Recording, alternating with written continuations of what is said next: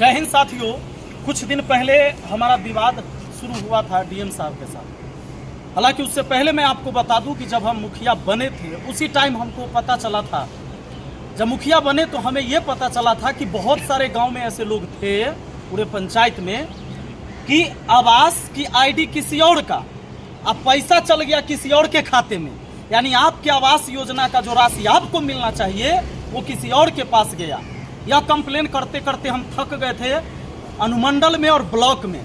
लेकिन जब हम जिला में पहुंचे, जिन डीएम साहब उस समय थे, अब तो बेचारे वहां रही नहीं, अब कोई और डीएम है, मैंने उसी समय ये दिया था कि भाई इसकी जांच करवाइए। उन लोग जांच नहीं करवाया तो हम पटना हाई कोर्ट में आकर केस किए। उसमें हमने ये बताया था कि आवास आईडी लिख कर उसका नंबर सहित प्रूफ के साथ मैंने हाई कोर्ट को दिया कि भैया EEID नंबर है और इनके आवास का पैसा इनको नहीं मिला, यह आवास का पैसा किसी और के खाते में चला गया और यह फर्जीवाड़ा हुआ है। और वो कोई आम आदमी के खाता में नहीं गया, वो सब गया दलाल के खाता में। और यह सब करवाता है नीचे से लेकर ऊपर तक के अधिकारी जो बैठा हुआ है। अगर पूरे बिहार की जांच हो जाए तो सिर्फ करोड़ों का खेल नहीं है, अरबों का खेल है। और अभी जब ये जांच हुई, जब पूछा गया सरकार से, तो इसमें लीपा पोती करके जवाब दिया गया कि ऐसा कुछ नहीं है। हालांकि कोर्ट इस पर सख्त हुआ है और कोर्ट ने फिर से आदेश दिया है 22/8/2025 को इस पर फिर से होगी बहस। और बात यह है कि भाई जो नंबर मैंने आईडी नंबर दिया है इसकी पूरी जानकारी चाहिए, कोर्ट ने कहा है। बाकी सर बताएंगे, विनय सर बताएंगे सर क्या क्या इसमें हुआ है। इसमें हम लोग एक PIL फाइल किए थे और उसमें सरकार के द्वारा जो जवाब आया उससे एकदम पूरे केस को लीप पोत के बराबर करने के बराबर कि ऐसा कोई घटना हुई ही नहीं है, ऐसा कोई आईडी से किसी दूसरे में अकाउंट में पैसा गया ही नहीं।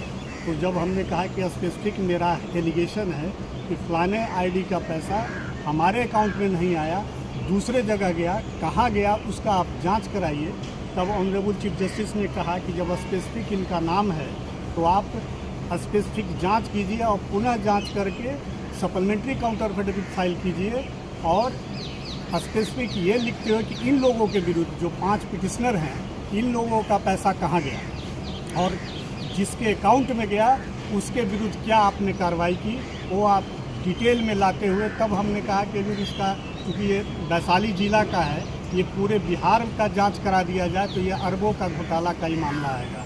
तब ऑनरेबल कोर्ट ने कहा कि पहले आप इसको देख लेते हैं तो फर्दर हम कार्रवाई करेंगे। आप अगर इसका आईडी का पैसा दूसरे में गया है तो फिर हम आगे विचार करेंगे।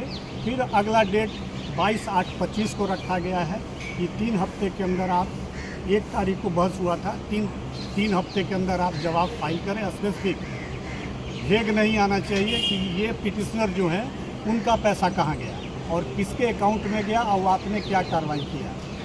और ये फिर 22/8 को फिर ये केस लिस्टेड रहेगा ऑनरेबल चीफ जस्टिस के कोर्ट। तो आपको हम एक चीज़ और बता दें, आदमी क्या करते हैं, अपना आधार कार्ड पासबुक लेकर केकरो यहाँ फेंक देना है, मुखिया के यहाँ दे आना है, आवास सहायक के यहाँ दे आना है, BDO के यहाँ देना, किसी को कोई दलाल मांग रहा है उसके यहाँ दे आना है।